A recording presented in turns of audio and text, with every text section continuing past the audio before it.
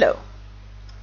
It's been some time since I have made a video response to one of your videos, Shazoolo. I hope you are well and that life is treating you good. So yeah, this is gonna be a video response to your video how do occultists protect themselves against evil spirits? So since I am an occultist and have been since I were 10 years old, I do feel qualified to make a response to this. Now I'll start with how I generally protect myself. I generally do regular protective rituals. Now this does not mean that you are neurotic about it, as you imply with it. Basically, I see it as the same as I take my cat to have her vaccinated once a year. It's a precaution, nothing else. And it's not like it takes a whole lot of time and that I constantly sit and do protective rituals. Generally, I try to do the lesser banishing ritual of the pentagram once a day. Now what this is, it's a high ceremonial magical ritual that was commonly used in the Golden Dawn, and it bases itself on being both cleansing and protective. And that ritual actually has Christian roots, though it will probably not be accepted as such from your branch of Christianity. Basically, what the lesser banishing ritual of the pentagram do is that first you have one part of the ritual called the Kabbalistic cross, where you basically visualize yourself growing and growing and growing until you're bigger than anything in the universe. Absolutely everything. The solar systems and the galaxies and all of that is just tiny little specks of dust next to you. And then you look up, and over you see this most fantastic light.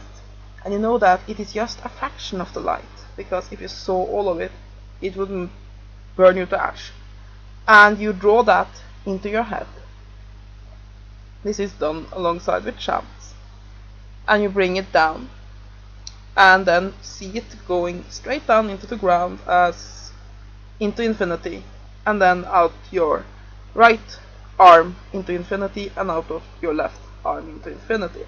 What this does is that it basically within the rituals puts you in the center of the universe. Now it is not like making yourself important and having yourself in the center of the universe. It is in the microcosmos of your being, you are in the center of the universe. And of course, connected to the source of everything from above, and having this ground you below. Yeah. Then you have the formation of the pentagrams. And basically, just like within your religion, the name of Jesus is a universally protective symbol. Within many occult groups, the sign of the pentagram is a universally protective symbol. And the pentagram can be drawn in many different ways. And one of the ways, the ones that goes from the left corner up, basically this way, it is called the banishing pentagram. And it is used for banishing negativity and so on. And it then one form 4 pentagrams around us while calling on various names of God, and then drawing connecting them with a circle and seeing them form a protective bubble around you. And then the third part of the ritual is calling on the names of the archangels to protect you. And then you finish the ritual with doing the Kabbalistic cross again. Now basically what this does is both banishing negativity and it puts protective energy around you. So yeah, and it also helps develop you spiritually, so that occultists view that protection rituals is basically, it's like working up a muscle. The more you work with rituals, the stronger you will get at it. And it's like with anything. When you start out playing the guitar, you might be able to play Mary Had a Little Lamb and not very much else. But if you stay at it and stay at it and stay at it, you can suddenly play Iron Maiden songs. And it's the same with magic. So that is one ritual I do. Another thing that I can do if I feel the need for it is to draw in energy and then form a protective bubble around me. You can see it almost like wearing a protective hazmat suit made of energy. But there's many different rituals, and you also ask, since there are so many ways to do this, how can you be sure that your method works? And I don't see that there are many different methods as something negative. I mean, it's like with cooking. There are a million ways to make apple pie. There are lots of different recipes. There's lots of different ways to combine the ingredients. Some are to be cooked, some are to be frozen, some are to be just left there, some are to be some uses eggs, some uses don't, some uses sugar, some don't, and so on and so forth. And it is the same. Most occultists don't believe there is one single way to do anything, and to be frank, Christians don't either, because there are so many different ways to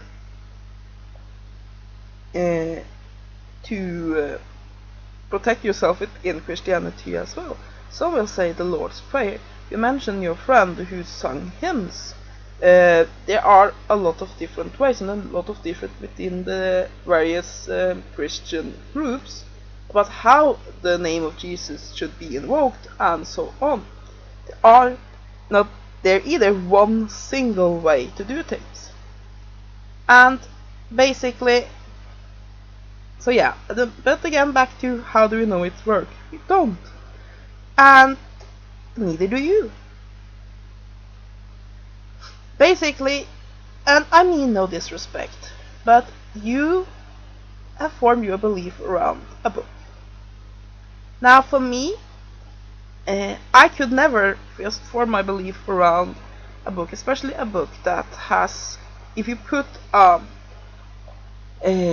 English, a Norwegian, and a Latin Bible next to one another and read the exact same passage in each, they will very often vary a lot. And it's the same that if you put a Protestant, a Catholic, and a Russian Orthodox Bible next to one another, they will even have varying number of books within the Bible. And at several points there have been councils of human beings who have sat in judgments to decide which part of enormous amounts of religious material should make it into the Bible. And a lot of what's in the Bible give these people who sat in these councils a lot of power. And to me, that make me question their motives. And like I said, I don't believe in one single truth. I believe in the Christian God, but I believe he is one face of the God, or one of many gods, depending on how you want to view it. Anyway, what I was getting at is, you don't either know if it actually is true, but you have faith. I mean, for all you know, it can be that it's the Muslims who are right, and you are having it completely wrong. Or perhaps it's one religion that neither of us have heard about, and both of us are dealing with a huge big bad demon. We don't know exactly, and part of religion is not knowing. But you have your faith that God and Jesus are real, and that your protection methods works. And so do I. I have faith that the methods I use work, and I have also then seen the results with my own eyes. And I assume you have the same. And then you add faith. That's the same with any religion. So yeah, now as for evil spirits, most occultists don't believe in evil spirits, as in you have good spirits here, evil spirits there. We don't believe in that sort of polarity. There are groups that do, of course, and single individuals as well, but as a general rule, we don't have a polarized view of the world that you have good, evil. Instead, there are spirits who are helpful and friendly, and there are spirits who are harmful and unfriendly. And very often they have a lot of different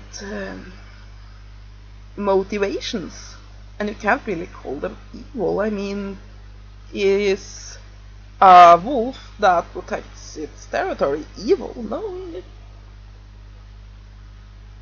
And I guess you can also look at it this way. Basically, what we often believe is that spirits are very alien from us, especially spirits who have always been spirits, who are not ghosts, but who have always been spirits, that they are very alien from our human way of thinking. And let's just look at how difficult it is to deal with human beings from another culture that thinks radically different. I mean, let's just take gestures. In one nation, I don't remember which one it was now, but anyway, then this is a grievous insult. It means I want to show, yeah, you get it. And so if you do this to a person, you might get, he might just floor you. And in Korea, in the West, it's common to say, oh, come on, let's go. But doing that in Korea is a grievous insult, because it means, you're a dog, come on, I'm calling you like I do my dog. And that is a very simple example. They are so much different when we come with cultures and then think of non-human beings. Basically, a lot of things that we might do as a polite gesture, a spirit might see as a grievous insult and might attack. That doesn't make the spirit evil, just like somebody who thinks that you have insulted them gravely because you have done something that's completely normal in your society, isn't normal in theirs, isn't evil. Another thing is that we believe that spirits have various forms of motivations, and those motivations might be aligned with yours, or they might be opposed to yours. Of course, some spirits are aggressive, and it depends on what definition you have of evil. But generally speaking, most don't believe in evil spirits, but rather that there are spiritual entities and energies that can be harmful to you because their own motivations. So yeah. Now, as for guardian angels, helpers, and all sorts of spirits that you work with regularly, I have worked with mine for quite some years now, and I'm pretty confident that they do not want me ill, but of course even such spirits have their own motivations. And some just have the motivations of a teacher. They want to help you advance. Others want something from you. They want you to advance to a certain point. Others just want to be fed. I mean, one of my helpers, one of my companion spirits, is my first dog. And I regularly feed him by making a sacrifice of his favorite chocolate. Might seem strange to you, but that's how I view it, and I can feel his presence there. And I think he's there to watch over me. And yeah. So, but of course, with any intelligent being, they generally want something. It's like I was at a support group for people with Asperger's syndrome yesterday, and one of my friends told that he had a friend in the United States who had gotten this very rare gaming figure that he just wanted to send him, and he said that he immediately was like, oh, okay, why? What does he want in return? Of course, some people are just generally nice, but generally when people do something, they want something. And it is the same with spirits. You need to know what you're dealing with. So, yeah. Generally, though, I think that the problem is that your religion and your views on religion and most occultists are not compatible, because you have a very, what should we say, and I don't mean to sound insulting, but you have a very rigid view of religion. You have this is true, everything else is evil. While most occultists, we view that there are no evil and good. There are helpful and harmful. There's yin and yang. And most of us view that there are no, this is the ultimate truth, and at least if there is an ultimate truth, we as human beings doesn't know it. You can't have a book and read, this is the ultimate truth in that book, because you should question everything. You shouldn't just accept the words in a book, and as such, it becomes very incompatible. But yeah, now as for batteries around the bed to electrocute spirits, I've never heard of that one. But I can see the concept of how it works, or how she believed it would work. Basically, many believe that electricity has a spiritual part. I mean, it's a perfect example of yin and yang. One is attractive, one is attractive, and it works with one another in constant harmony. So many believe that energy is a physical representation, that electricity is the physical representation of the energy we work with. And as such, putting a circle of such energy around could either, first of all, most spirits live on such energy, could overpower them, and the secondly, I would say it could create a relatively good barrier. The last thing I wanted to address before my video becomes too long is the idea of using the name of Jesus as a protection. Now, I do believe it can be effective. First of all, it's because so many Christians believe this, and this is my belief, I'm not saying that you are wrong in yours, I'm saying from my point of view. Then, basically, so many Christians have this idea. It's the same that's why the Lord's Prayer works. It's become rooted in the general consciousness that this is a good way for spiritual protection, and as such it connects to certain energies that makes it work. And secondly is that personal conviction really is important in all sorts of spiritual work. Remember, for me, a Christian prayer is no different than the other kinds of magic that I do. And as such, I believe that if you have personal conviction that becomes magic, that can protect you. I, however, think that it is dangerous to rely just on such a thing, that you believe that saying one word will automatically protect you from any harm.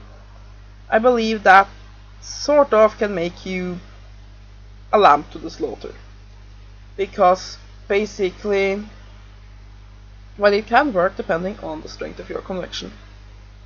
It is also very simplistic, and without proper knowledge of how it works, you don't know how to recognize it when it doesn't work, and what to do when it doesn't work.